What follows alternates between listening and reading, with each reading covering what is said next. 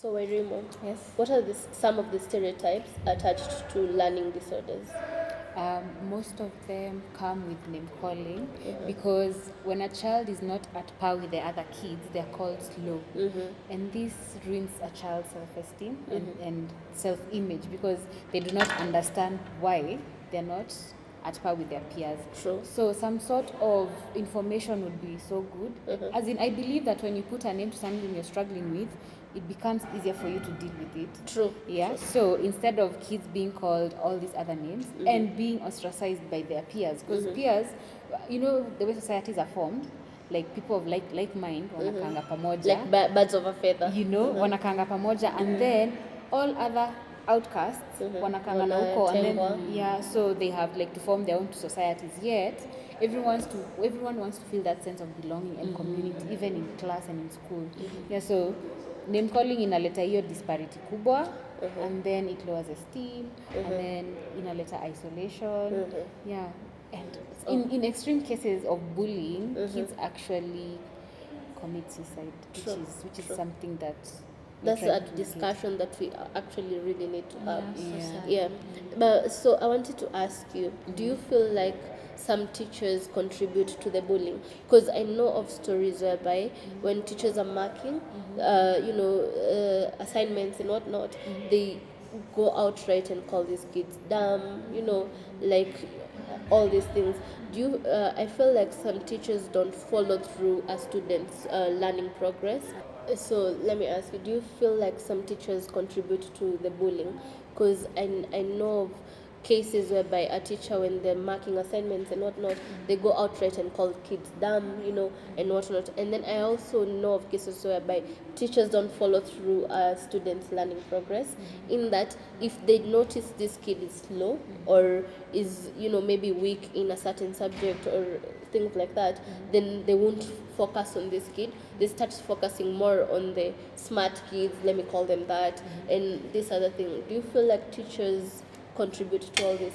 Yes, they do. By the way, in most cases, I believe that teachers are the bigger bullies because they have a goal to achieve. They want you to get your 400 marks, to get your A's, to get your, they want you to score certain marks, such that if you fall short of that, they get frustrated. Because by the way, teachers are people too. True. Yeah. True. So I'm sure your frustration inawasumbua such that they end up becoming bullies to these kids. Now, the solution to that is actually teaching these teachers. When you have a form of awareness, however little or much it is, you're bound to be more patient, more graceful, and kinder to whoever you're dealing with. True. So definitely, I hope that is one of the things that this new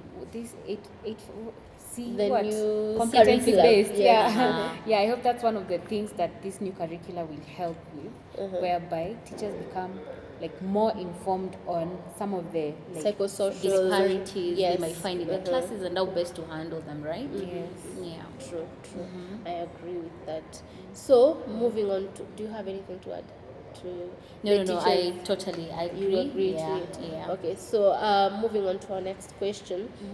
Someone asked, are there things that I can do non-academically at home to support my child? Now, if the child has learning disorders and whatnot, what can the parent do non-academically to support the kid? Okay, so a child being a human being has very many facets. There's the learning bit, there's the physical activity bit, they might have a talent. So everybody has their weaknesses and their strengths. So your child with a learning disability, yes, that is their point of weakness, but as a parent at home, you better focus more on their positives, their strengths. So every child, even if they have a disability, like a learning disability, I'm sure there's something they are good at. It could be sports, it could be arts, it could be cooking, it could be music, it could be an instrument, it could anything.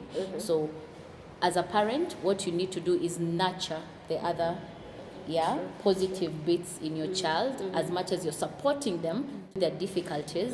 Please find out what they're good at and let them explore that, because So don't just focus on the don't focus on disability.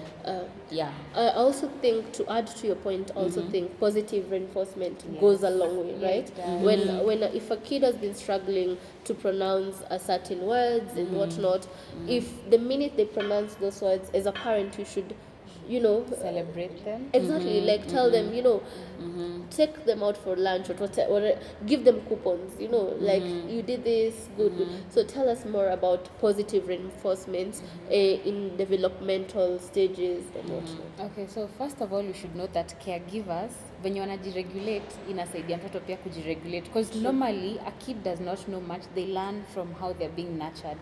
So anytime a kid does something good and then you reward them, they'll know, kumbe I can do this and get this. So it means it's a good thing. And next time they'll try and achieve and then more, they'll do better and better. So as you support them in whatever way, especially if maybe they're not good at speaking yet, maybe they're good at drawing, get them equipment, get them whatever material they need, and show your enthusiasm. This is why this whole parenting thing has to be an immersive thing. True. You have to be immersed so that you get to understand, like, what is the nature of your child, how can you help them grow, what are the opportunities that you think could suit them best, because there are kids who probably they don't know how to write properly, and maybe they can't read because of visual impairment and issues, but maybe they're good listeners.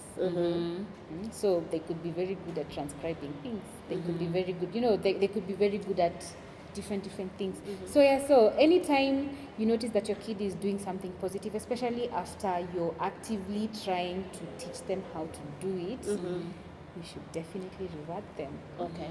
And then to add to what you said about focusing on other areas the kid is strong at and whatnot, do you think our school system, for me I went to 844, and when I was in 844 it was all about academics. It didn't matter whether I was good in basketball, dancing or whatever it is. They didn't really focus on that in our 844 system. But do you think it's about time that our school curriculum focused more on the kids' talent? Yes. I feel like our learning system, all the way from school entry level to the universities, we need an overhaul in all this. Like at the entry level, early intervention. As a speech therapist, I believe in early intervention, and this means when the brain of the child is young and malleable or flexible to be taught new skills. So the earlier you notice a problem and start intervening, the better the chances of your child overcoming it and even being on a trajectory for very good outcomes in future, be it learning outcomes, reading, like we're saying, with children with learning difficulties or disabilities. So yes, at the entry level, I'm sure there's assessments that can be put in place, that when a child is being placed in a school, there's a very comprehensive assessment that checks on their strengths, on their weaknesses, on their, like they are, so that even when the teacher is teaching them in class, then they know this child, I need to focus more on this. I need to. These are their strongholds. These are their weaknesses. Okay. Si kama ile assessment ya sisi time yetu na wazazi wetu atili namba shika masikio. Kama unaweza shika masikio unaweza ingia nursery school. That's not the assessment we need. Short kids like me would have like a very difficult time because I was very short.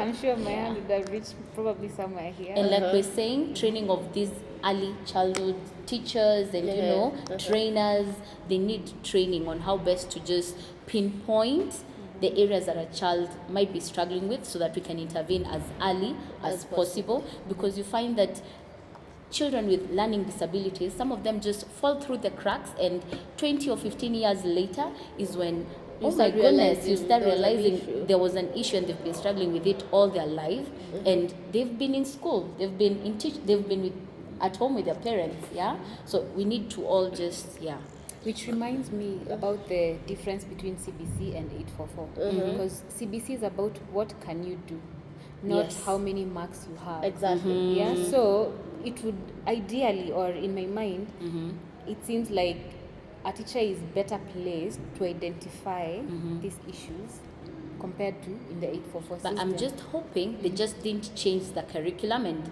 did not train the teachers on how There's to that. implement this curriculum. Yeah. So yes, we might have a very nice curriculum. I may give you a very are the nice, teachers but are the qualified? teachers trained on how to actually implement this The curriculum to actually get the best outcomes for our children? Yeah, you understand? So empowerment, teacher training, even parents and caregivers, everybody, exactly. we have to all just be keen. I think on our next episode, because on our next one we'll be focusing more on this disorders and everything, we'll have to invite a teacher. Yes, we Yes, You know, yes, we should. we get their views on things, on Yes, how they handle on the these ground, things and yeah. whatnot. Sure.